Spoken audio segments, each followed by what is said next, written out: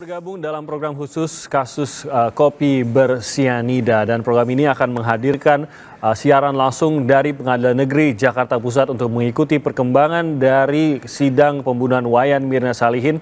Saudara, sebelumnya juga jurnalis Kompas TV Glenis Oktania pagi tadi secara eksklusif mendampingi Ibunda Mirna, Ni Ketut-Sianti, dalam perjalanan menuju Pengadilan Negeri Jakarta Pusat.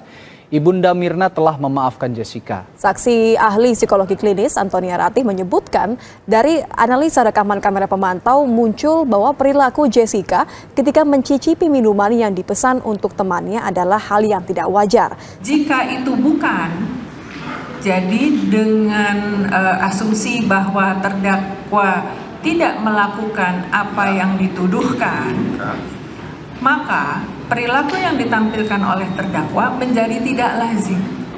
1. Akan terdakwa Jessica Kumolo alias Jessica Kumala Wongso alias Jess telah terbukti secara sah dan meyakinkan bersalah melakukan tindak pidana pembunuhan berencana.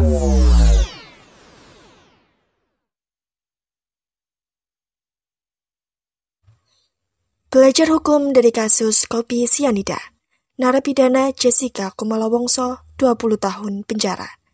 Halo teman-teman semua, salam judis muda. Dengan izin Tuhan Yang Maha Esa, kita berjumpa kembali untuk menambah ilmu pengetahuan di bidang hukum dalam keadaan sehat dan kuota internet lancar ya. Nah, video kali ini saya mengajak kalian untuk menganalisis kasus paling populer pada tahun 2016, yakni kasus pembunuhan korban bernama Wayan Mirna Salihin yang diduga diracun dengan menggunakan natrium sianida. Kasus ini berkekuatan hukum ingkrah, di mana Hakim Pengadilan Negeri Jakarta Pusat memutuskan hukuman 20 tahun penjara pada pelaku pembunuhan bernama Jessica Kumala Wongso. Penasehat hukum dari Jessica Kumala Wongso telah melakukan upaya hukum banding, kasasi, bahkan peninjauan kembali, namun ditolak oleh hakim. Sehingga hukumannya tetap adalah 20 tahun penjara berdasarkan putusan nomor 777-PIT-2016-PN Jakarta Pusat. Baiklah, karena tujuan video ini untuk menganalisis, ada beberapa tema yang akan dijadikan fokus pembahasan per video. Antara lain, pertama, pengenaan pasal 340 KUHP oleh hakim kepada narapidana Jessica. Kedua, kekuatan fakta-fakta hukum tanpa adanya saksi yang melihat bahwa Jessica memasukkan sianida ke dalam kopi. 3. Kekuatan keterangan ahli dalam persidangan. 4. Kredibilitas lie detector atau alat uji kebohongan kepada Jessica. 5. Visum et repertum. 6. Hak ingkar terdakwa saat di persidangan. 7. Komparasi struktur putusan tingkat pertama, banding, dan kasasi. Dari 7 hal itu artinya akan ada 7 video singkat tentang hukum yang akan membahas per tema di atas. Untuk video pertama ini akan membahas poin nomor 1, yakni apakah pengenaan pasal 340 KUHP dalam kasus kopi sianida telah tepat.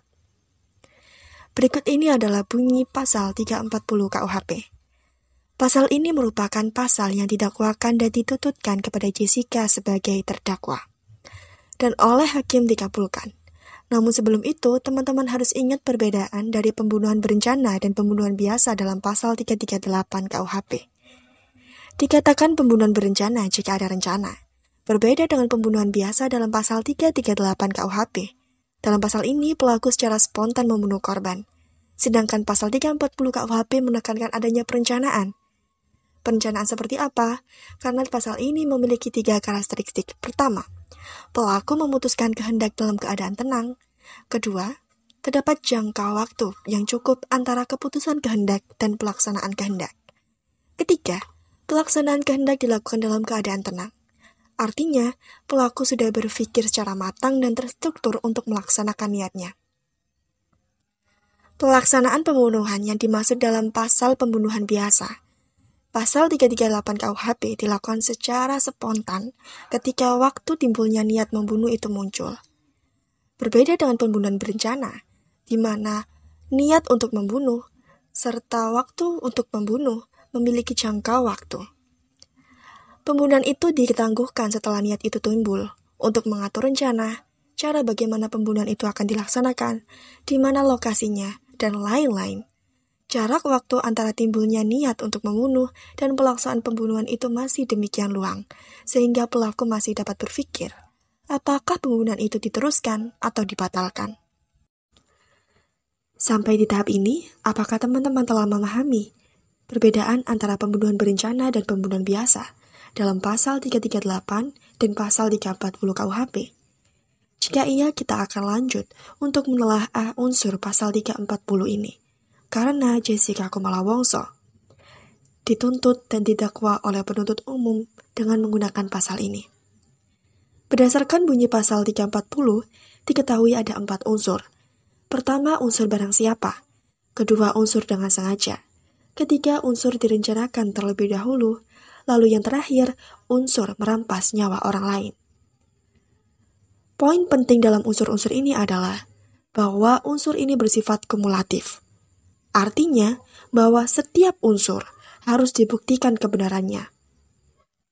Jika salah satu unsur delik tidak terpenuhi, maka terdakwa harus dibebaskan atau dilepaskan dari segala tuntutan hukum.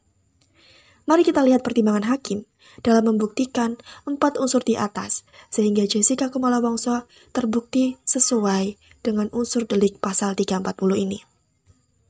Pertama, unsur barang siapa. Maksudnya, setiap subjek hukum yang dianggap cakap hukum yang memiliki kemampuan bertanggung jawab itulah yang dimaksud dengan unsur barang siapa.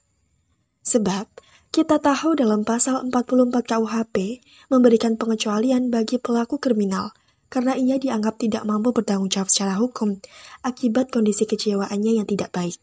Nah, dalam kasus ini, si Jessica mengikuti persidangan secara sehat walafiat yang juga dikuatkan oleh ahli psikiatri forensik Dr. Natalia Widiasih Raharjanti, SPKJK, MPD, bahwa dalam diri terdakwa tidak didapatkan tanda-tanda gangguan proses berpikir dan gangguan intelektual yang dapat mempengaruhi kecakapan terdakwa dalam menjalani proses hukum.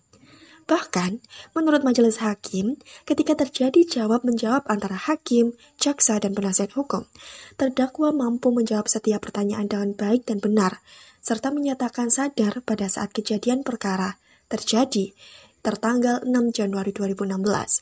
Sehingga menurut majelis hakim, terdakwa Jessica mampu untuk mempertanggungjawabkan perbuatannya. Maka, unsur pertama yakni barang siapa telah terpenuhi. Unsur yang kedua adalah unsur dengan sengaja. Kesengajaan adalah sebuah keinginan untuk berbuat tidak baik. Hal tersebut tertuang dalam pasal 11 Criminal Law Book 1809 yang menerangkan bahwa kesengajaan, keinginan, atau maksud untuk melakukan perbuatan atau diharuskan oleh undang-undang. Yang tidak termasuk perbuatan dengan sengaja adalah suatu gerakan yang ditimbulkan oleh refleks, gerakan tangkisannya tidak dikendalikan oleh kesadaran. Kesengajaan adalah bentuk kesalahan, yakni adanya hubungan antara sikap batin terdakwa dengan perbuatan yang dilakukan. Namun, untuk mengetahui secara komprehensif unsur sengaja dari Jessica, hakim juga berusaha menggali apa motif Jessica melakukannya, atau apa yang menyebabkan ia melakukan kejahatan. Tanpa adanya motif, sangat sulit rasanya seseorang begitu saja melakukan tindak pidana terhadap seseorang. Seperti yang diuraikan hakim dalam pertimbangannya, bahwa syarat kesengajaan adalah wanton and willing, yang artinya mengetahui dan menghendaki. Dua teori tersebut adalah teori kehendak. Teori kehendak dikemukakan oleh von Hippel dalam bukunya Die Grenzentwurzel and Verhältnismäßigkeit tahun 1903, yang menyatakan kesengajaan adalah kehendak membuat suatu tindakan dan kehendak menimbulkan akibat dari tindakan itu. Teori kedua yakni teori pengetahuan atau teori membayangkan. Teori ini menyatakan bahwa arti sengaja adalah membayangkan akan timbulnya akibat dari perbuatan. Contohnya, jika ia sengaja merencanakan pembunuhan, maka ia pasti mengetahui dan membayangkan kalau nantinya orang itu akan mati akibat dibunuhnya. Dalam perkara ini, unsur kesengajaan dibuktikan oleh penuntut umum dan diyakini oleh hakim berdasarkan fakta-fakta hukum yang saling berkesesuaian. Teman-teman bisa membaca halaman 334 dalam putusan hakim. di mana hakim berusaha mengungkapkan motif terlebih dahulu sesuai fakta di persidangan, barulah majelis hakim mempertimbangkan unsur sengaja dari si Jessica. Singkat cerita, motif utama Jessica ialah adanya unsur sakit hati atau dendam kepada korban. Hal ini dibuktikan berdasarkan keterangan saksi Arif, yakni suami korban, saksi Kristi atau atasan kerja dari Jessica, lalu saksi Dermawan Salihin atau ayah dari korban yang saling berkesesuaian dengan terdakwa. Motif Jessica ini dimulai sejak tahun 2015, di mana Jessica mengalami depresi yang berat, pecandu alkohol, dan sering melukai dirinya sendiri seperti bunuh diri, meracuni diri sendiri, dan lain-lain. Bahkan, ada 15 laporan dari kepolisian Australia tentang Jessica. Bahkan, mantan pacar Jessica bernama Patrick sering memohon kepada pengadilan untuk mengeluarkan AVO atau Apprehended Violence Order agar Jessica tidak mendekatinya. Hal ini menunjukkan bahwa ada psikologis yang kurang baik dari Jessica, sehingga orang-orang di dekat Jessica merasa ketakutan. Jessica kerap mengancam membunuh orang-orang yang berselisih dengannya. Kembali lagi ke hubungan antara Jessica dengan korban, bahwa diketahui sejak tanggal 28 November 2015, Jessica tidak diundang Myrna saat menikah dengan saksi Arif. Tak berselang lama, 2 hari kemudian, Jessica juga dipecat dari pekerjaannya di Australia. Berdasarkan fakta-fakta tersebut, terlihat bahwa Jessica ini mengalami ketidakstabilan emosi berupa agresivitas yang awalnya ditujukan kepada dirinya sendiri, seperti berulang kali mencoba bunuh diri, dan meminum alkohol berlebih yang berpotensi melukai orang lain, yang juga ia terkena kasus menabrak rumah panti jompo. Kemudian juga adanya peningkatan emosional berupa ancaman kepada orang lain di dekatnya yang tidak menolongnya. Nah, di sini hakim menilai bahwa kepulangannya ke Indonesia bukan untuk liburan, tapi untuk lari dari segala permasalahannya di Australia. Sampai akhirnya, Jessica, korban, dan suami korban bertemu untuk makan malam. Nah, dalam pertemuan makan malam tersebut, di sini Jessica hatinya semakin tersayat-sayat dan iri hati melihat kebahagiaan rumah tangga Myrna dengan Arif yang baru nikah. Sementara Jessica sendiri datang dari Australia ke Jakarta dengan diselimuti segala permasalahan dan ingin melampiaskan segala kekesalannya. Terlebih tadi Jessica tidak diundang dalam pernikahannya dan ia dipecat dari kerjaannya. Ditambah ketika si Myrna berdasarkan pengakuan Arif atau suami korban bahwa Myrna pernah menasehati Jessica namun dengan ketus untuk memutuskan pacarnya Patrick. Ahli psikiatri forensik Dr. Natalia Widiasi juga mengatakan bahwa kepribadian terdakwa ini memiliki potensi untuk berperilaku agresif terhadap diri sendiri bahkan ke orang lain. Nah, setelah diketahui bahwa terdapat suatu potensi perilaku yang agresif dari Jessica Kumala Wongso dan terbukti bahwa motifnya adalah iri hati, maka hakim selanjutnya membuktikan tentang unsur sengaja atas kematian korban. Kembali ke teori kehendak dan teori mengetahui tadi yang sudah dijelaskan di awal, para hakim di sini mempertimbangkan apakah perbuatan yang dilakukan terdakwa tersebut betul-betul dikehendaki dan diketahui akan mengakibatkan perbuatan. Majelis hakim menggunakan teori generalisir dan teori individualisir, sebagaimana disampaikan oleh ahli pidana Fakultas Hukum Universitas Gadjah Mada, Profesor Dr. Edward Omar Sarif, SHM yang mengatakan jika seorang mati setelah memakan atau meminum yang telah diberi natrium cyanida, maka menurut teori generalisir, natrium cyanida itulah penyebab korban mati. Sedangkan teori individualisir haruslah diteliti lebih lanjut berapa kandungan natrium cyanida dalam minuman tersebut dan apakah kandungannya demikian dapat mengakibatkan kematian. Berikut saya rangkum pertimbangan hakim dalam membuktikan unsur kesengajaan dari Jessica. 1. Sudah ada motif yakni rasa sakit hati dan dendam. Sakit hati karena tidak diundang menikah oleh korban. Kemudian, saran ketus dari korban agar Jessica memutuskan pacarnya. Dan karena melihat korban bersama suami sangat bahagia, sedangkan Jessica banyak masalah. Kedua, sejak pertemuan makan malam bersama Jessica, korban dan suami korban, Jessica sengaja semakin aktif menghubungi korban, mengajak bertemu, dan sengaja menawarkan mentraktir minuman untuk pertemuan selanjutnya. Yang ketiga, Jessica sengaja datang lebih awal, yakni 3 jam sebelum waktu janji berkumpul. Ia juga mengobservasi tempat kafe kemudian memesan kopi untuk korban. Keempat, sengaja membalas WhatsApp korban dengan jawaban masih di jalan, padahal Jessica sudah di kafe dan memesan kopi. 5. Jessica sengaja membeli hadiah yang dimasukkan di dalam paper bag dan meletakkannya di atas meja untuk menutupi gerakan tangannya yang dilakukannya untuk memasukkan sesuatu ke dalam kopi, menutupi dari sudut pandang CCTV.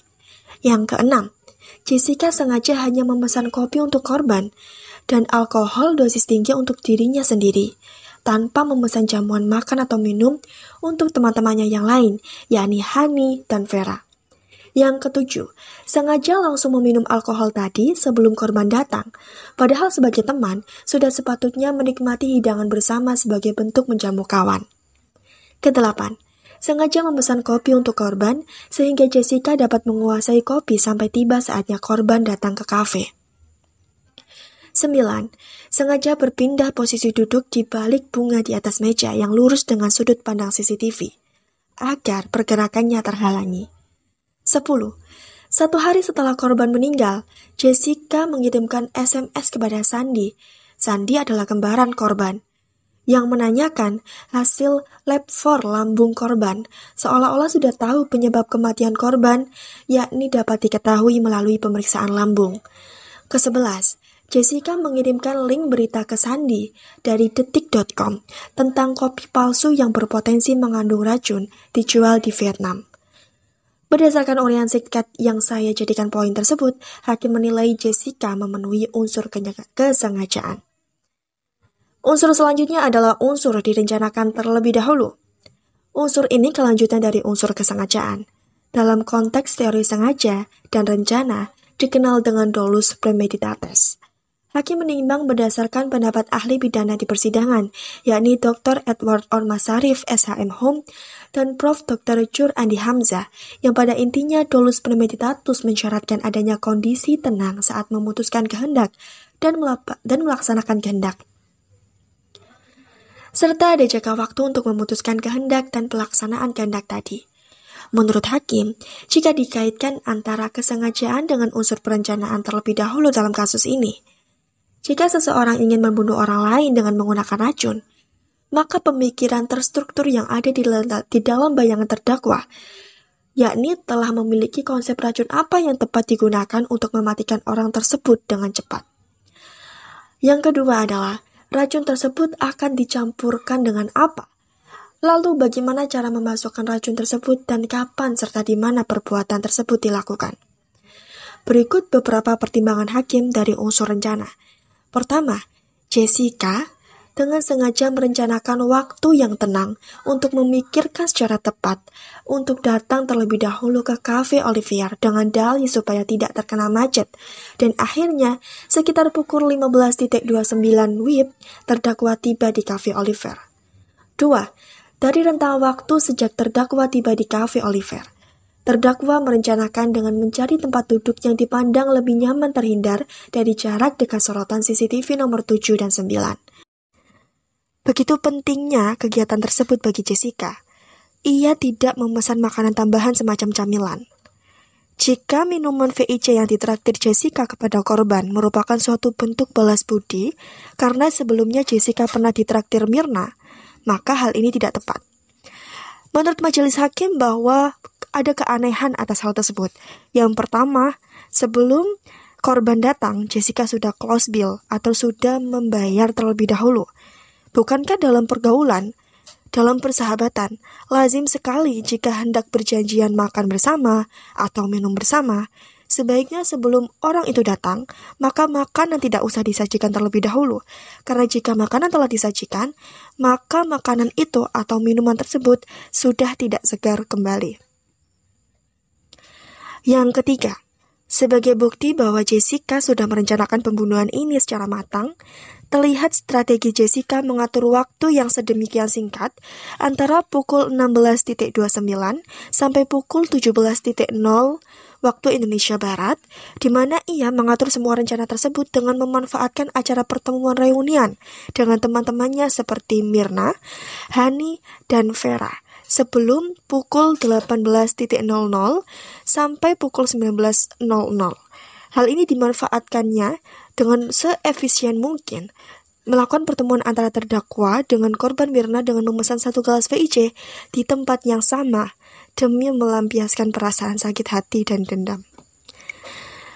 Keempat, pemikiran terstruktur dari Jessica, yakni memiliki konsep racun yang tepat dengan dosis yang sangat pas untuk mematikan korban dalam waktu yang singkat, di mana ia berhasil mencampurkan racun tersebut dengan minuman favorit dari target.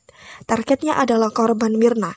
Setelah Jessica tahu bahwa minuman yang disukai oleh Mirna adalah VIC tadi, yang ia ketahui melalui obrolan WhatsApp group. Sedangkan, bagaimana cara memasukkan racun tersebut dan kapan serta di mana perbuatan tersebut akan dilakukan sudah diatur terlebih dahulu seefektif mungkin, yaitu dengan cara pertama menyusun 3 buah paper bag sedemikian rupa di atas meja 54 untuk menutupi gelas yang di dalamnya akan dimasukkan racun tersebut. Lalu, waktu dimasukkannya racun sudah diketahui dan dipastikan oleh Jessica kapan korban Mirna ini akan datang. Karena sudah mengetahui bahwa korban akan datang pukul 18.30, maka sejak pukul 15.30 dalam rentang waktu tersebut itulah Jessica memasukkan racun ke dalam kopi. Karena kopi hanya Jessica yang menguasainya. Berdasarkan uraian tersebut, hakim menilai bahwa Jessica memenuhi unsur direncanakan terlebih dahulu. Lalu yang keempat adalah unsur merampas nyawa orang lain. Definisi menghilangkan nyawa orang lain dalam kitab Undang-Undang Hukum Pidana disebut pembunuhan. Pembunuhan adalah perbuatan menghilangkan nyawa orang lain. Pertama, hakim menilai penyebab hilangnya nyawa korban apakah benar karena natrium sianida. Apakah benar natrium sianida yang ada di dalam kopi yang diminum korban atau di tempat lain? Karena ada spekulasi bahwa korban Mirna dapat saja teracuni sebelum ia datang ke kafe. Hingga pada akhirnya, fakta persidangan menunjukkan pertama, benar bahwa hasil toksologi lambung korban ada zat korosif yakni natrium sianida, di mana kadar sianida di tubuh korban jauh lebih besar daripada batas dosis yang mematikan. Yang kedua, benar bahwa hasil lab 4 menunjukkan sisa kopi korban mengandung natrium sianida. Yang ketiga, tidak benar jika matinya korban karena penyakit lain, sebab terbukti dari CCTV dan autopsi, sesaat setelah korban meminum kopi, tubuh korban kejang-kejang, sulit bernafas, mengeluarkan busa, bibir menghitam, dan lain-lain, di mana menurut ahli yang dihadirkan di persidangan, itu adalah ciri-ciri seseorang keracunan. Berdasarkan hal tersebut, maka hakim menilai unsur merampas nyawa orang lain sebagai bentuk kelanjutan dari sengaja dan direncanakan terpenuhi. Nah, itu tadi adalah pertimbangan hakim dalam menilai apakah Jessica memenuhi unsur pasal 340 ini. Dalam hal ini, saya setuju pula dengan pertimbangan hakim tersebut, karena saya menilai bahwa 4 tersebut berhasil disusun oleh penuntut umum dengan baik, walaupun ada bagian-bagian yang kosong. Layaknya permainan puzzle, ada beberapa bagian kosong, namun tidak sebanding dengan bagian yang terpenuhi dan menunjukkan dengan jelas gambar inti puzzle. Inilah yang dinamakan tidak ada keraguan. Oleh karena itu, setelah melihat dan membaca keseluruhan putusan, maka teman-teman akan memahami mengapa hakim memutuskan Jessica bersalah. Sebab di luar sana masih banyak orang-orang yang berpandangan bahwa bukan Jessica yang bersalah. Namun berdasarkan dari segi hukum, dilihat dari unsur-unsur delik maupun dilihat dari fakta persidangan, alat bukti, dan lain sebagainya, maka Jessica berdasarkan hukum Indonesia, hukum pidana Indonesia, hukum acara pidana, telah tepat dijatuhkan hukuman pidana sesuai pasal 340 KUHP. Sekian dari video ini. Untuk selanjutnya adalah video yang kedua mengenai kekuatan fakta-fakta hukum dalam kasus kopi sianida tanpa adanya satu saksi pun yang melihat bahwa Jessica lah yang memasukkan racun ke dalam kopi. Sekian dari saya. Apabila ada suatu perkataan yang kurang maupun ada kesalahan baik dari segi pengucapan, penulisan maupun video yang ada dalam ini, mohon dimaafkan dan dimaklumi. Silakan mengkoreksi dengan baik dan benar. Terima kasih. Salam Judis Muda.